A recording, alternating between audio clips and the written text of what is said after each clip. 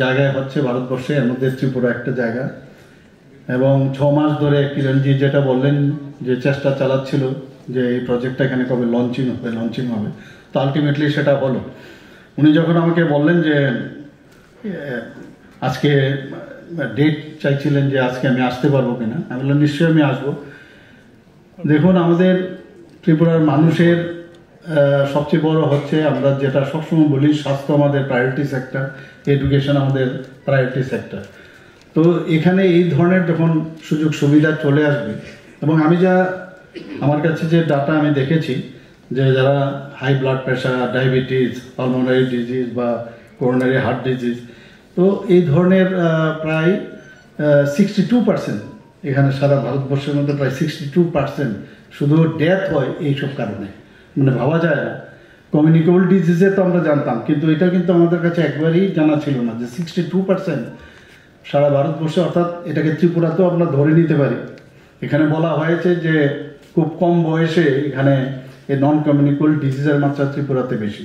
আমরা সবাই জানি জীবনশৈলী একটা বিরাট বিষয়, এবং তার উপর ভিত্তি করে কিন্তু এই ধরনের নন কমিউনিকেবল ডিজিজের মাত্রাটাও বেশি বাড়ে। ত্রিপুরা এর থেকে বাদ নয়। আমরা সবাই জানি ত্রিপুরায় অনেকের মধ্যে, এখন যুব সম্প্রদায়ের মধ্যে আমরা দেখছি যে এডিকশনের বিষয়ে যদি আমি কথা বলি, তাছাড়া জীবনশৈলী যেভাবে মডার্নাইজেশনের চিন্তা ভাবনা করে যেভাবে অনেকে যেভাবে চলছে, তাতে করে কিন্তু এই নন কমিউনিকেবল ডিজিজের যে চান্স অফ ডেথ সেটা কিন্তু নিশ্চয়ই বাড়ছে। এটা undoubtedly we have to admit it. এবং এখানে আজকের এই যে strengthening ambulatory care for non communicable disease যে এখানে শুরু হলো, আমি ধন্যবাদ দেব ডাক্তারবাবুকে, যারা এই ICMR থেকে এসছেন, এইমস থেকে এসছেন, এবং ওনারা এখানে এসে আমার সাথে যে কথা হচ্ছিল, ডাক্তারবাবু বলছিলেন যে কালকে গোমতী ডিস্ট্রিক্টেও যাবেন। তো সেটা আমাদের জন্য খুবই একটা লাভজনক বিষয়, এবং বিবেচনা করলে আমাদের এটা খুবই প্রয়োজন ছিল, নিড অফ দ্য আওয়ার। ত্রিপুরাতে এটা খুবই প্রয়োজন। এবং এই ধরনের যদি আমাদের এখানে এটা 3 বছর সমানে, most probably it will continue for 3 years, isn't 4 years। আচ্ছা, যদি 4 বছর ধরে চলে এই প্রজেক্ট, এবং এতে করে আমাদেরও যারা অনেক লোকের কাজের সংস্থান হবে, এবং এখানে যতগুলো ডিস্ট্রিক্ট হসপিটাল আছে, sub divisional hospital, community CSC, community health centre, এবং ডেডিকেটেড NCD ক্লিনিক ইত্যাদি এখানে অলরেডি স্থাপন হয়েছে। কিন্তু সারা রাজ্যে এরকম আরও 45 NCD ক্লিনিক আরও রয়েছে, আরও বাড়ার সম্ভাবনা আছে। আমরা জানি যে ধলাই জেলায় আমরা স্বাস্থ্যের দিক দিয়ে কিন্তু অনেক এখানে অনেক দিকে আমরা অন্যান্য রাজ্যের, ছোট ছোট রাজ্য তো আছেই, তাছাড়া অনেক রাজ্যের তুলনায় আমরা অনেকটা সামনের দিকে এগিয়ে এসেছি। এটা আপনারা জানেন যে এখানে কোনোদিন আমরা ভাবতে পারিনি যে কোনোদিন কিডনি ট্রান্সপ্লান্ট হবে, সেটা আমরা স্টার্ট করেছি। এর মধ্যে আরও 2টো পেশেন্ট আমার কাছে কালকে সিজার ওরা এসেছিল, তো ওরা বলছিল 2টো পেশেন্ট অলরেডি রেডি আছে, তো নেক্সট টাইম আরও 2টো পেশেন্টের ওইখানে হবে। তো এইভাবে আমরা নতুন নতুন টেকনোলজি ইউজ করে নতুন যে একদম মানে সারা ওয়ার্ল্ডে যে ধরনের ট্রিটমেন্ট হচ্ছে, সেই ট্রিটমেন্টে আমরা চাই যে ত্রিপুরার মানুষ কেন সেটা পাবে না।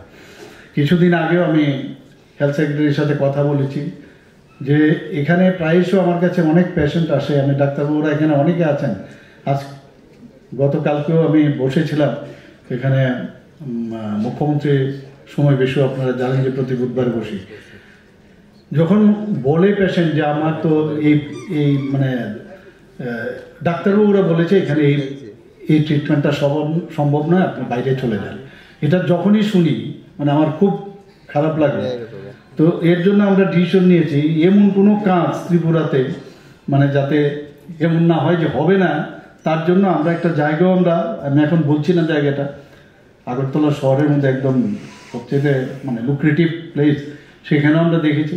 আমি বলেছি যে কোনো ডিপার্টমেন্টের তার এক্সট্রিম সুপার স্পেশালিটি আমরা এখানে খুলতে চাই। এবং শুধু তাই নয় যে অ্যাম্বুলেটরি যেন না হয়, বাইরের থেকে আনবে ট্রান্সপোর্ট, যে আজকে অপারেশন মানে সাথে সাথে যেন অ্যাভেলেবিলিটি থাকে। এবং এই প্রতিটা ডিপার্টমেন্টের একদম ধরুন আপনার অর্থোপেডিক্সে সেখানে ল্যাপ্টোস্কোপ থেকে আরম্ভ করে যা আরও এক্সট্রিম যা যা আছে এখনও করছে আমাদের এখানে ত্রিপুরাতে, উদাহরণস্বরূপ আমি বললাম। তো সব অ্যাভেলেবেল থাকতে হবে, ম্যান পাওয়ারও থাকতে হবে, প্লাস জিনিসপত্রও থাকতে হবে। সেই রকম যদি কোনো বাইরের থেকে আসতে চায়, কেউ ইনভেস্ট করতে চায়, তাহলে সেইভাবে যেন একটা অ্যাডভার্টাইজমেন্ট করে। এবং আপনাদের যারা স্পেশালিস্টরা আছেন আমাদের এজিএমসিতে, তাদের থেকে সমস্ত রিপোর্ট নিয়ে অলরেডি আমাকে দেখিয়েছে, এবং সেটা যদি হয় তাহলে বলতে পারবো কেন যাও। অনেক সময় যখন বলি যে কেন যাচ্ছ তোমরা, তো আমাদের খুব মুশকিল হয়ে যায়, কারণ এখানে এখন অনেকটা রিডিউস হয়েছে। আগের থেকে তো কথায় কথায় আমরা রেফার করতাম, এবং মানুষেরও আস্থা বেড়েছে। এখানে আমাদের 8টা থেকে 9টা সুপার স্পেশালিটি স্টার্ট হয়েছে। তারপরেও মানে স্কাই ইজ দ্য লিমিট, আমরা সবাই জানি। মানুষের চাহিদা অনেক বেশি, মানুষের শরীর স্বাস্থ্যের বাঁচানোর জন্য যে কোনো কিছু করতে চায়। তো আমরাও চাইছি আমাদের গভর্নমেন্টের তরফ থেকে প্রাইভেট মানে যদি ইনভেস্টর আসে, আমরা সেটাও খুব শিগগিরই আমরা করব। এখানে সিজাকেও আমরা একটা জায়গা আমরা নির্ধারণ করে দিয়েছি, তারাও একটা এখানে খুলবেও। মণিপুরের অবস্থা আপনারা জানেন যে খুব বেশি একটা, ওরা বলছিল যে আমরা এখন চাইছি যে শিফট করতে চাইছি ত্রিপুরাতে, ওরা বলছিল কালকে। আমরা ভালো, চলে আসুন, আমরা তো রেডি আছি। তো আস্তে আস্তে করে, কারণ ত্রিপুরাতে যেহেতু ল অ্যান্ড অর্ডার মানে খুব ভালো আছে, মানুষ এখন চাইছে নর্থ ইস্টের মধ্যে ত্রিপুরাতে অনেকে আসতে চাইছে, আমরা সেই চেষ্টাটা করছি। এবং আমি আশা করি যে এই ধরনের যে প্রজেক্ট এখানে এসছে, সেই প্রজেক্ট সাকসেসফুল হবে। আমাদের এখানে এর আগেও এজিএমসির মধ্যে আইসিএমআর এর অনেক প্রজেক্ট ছিল, এবং এখনও চলছে অনেকগুলো। টিএমসির মধ্যে অনেক প্রজেক্ট ছিল। আমিও একবার আইসিএমআর-এ গিয়েছিলাম, আমি একটা প্রজেক্টে, সেটাও ওখানে আমার প্রেজেন্টেশন দিতে হয়েছিল ওরাল ক্যান্সারের উপরে। তো সেটা আর হয়নি, কারণ আমি যেহেতু এদিকে চলে এসেছি। তো আমাদের ডাক্তারবাবুরা এবং এতে করে প্রজেক্টের সাথে যুক্ত বাইরেরও অনেক মানে ডাক্তারও কিন্তু যারা জুনিয়র ডক্টর, তারাও এর মধ্যে আমি দেখেছি যে মানে একটা হচ্ছে পেশেন্টকে দেখা, পেশেন্টের ট্রিটমেন্ট করা, কিন্তু যারা এই ধরনের রিসার্চ প্রজেক্টে থাকে তাদের মধ্যে আমি দেখেছি বডি ল্যাঙ্গুয়েজ, তাদের মাইন্ডসেট কিন্তু অনেকটা বেটার। আমি দেখি অনেক ওদের মধ্যে স্যাটিসফ্যাকশন থাকে, কারণ তাদের এই রিসার্চের পরেই কিন্তু ইমপ্লিমেন্টেশনটা করে যারা ক্লিনিক্যাল যারা আছে বা ফিল্ডে যারা যায় তাদের। যে এই ধরনের প্রজেক্ট আমি আশা করি আগামী দিন